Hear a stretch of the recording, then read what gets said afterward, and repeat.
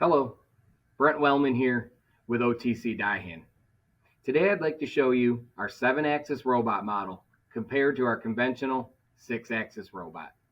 If you look at the robot on the right, you'll see the 7th axis is located at the waist of the robot arm.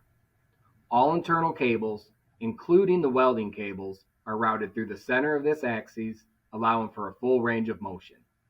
This unique robot design allows you to program around obstructions while still achieving and maintaining an optimum welding position without the use of a positioner and resulting in space and cost savings.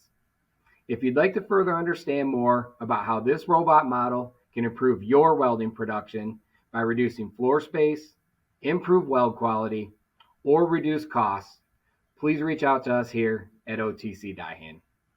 Thanks again for watching, and I look forward to seeing you again next time.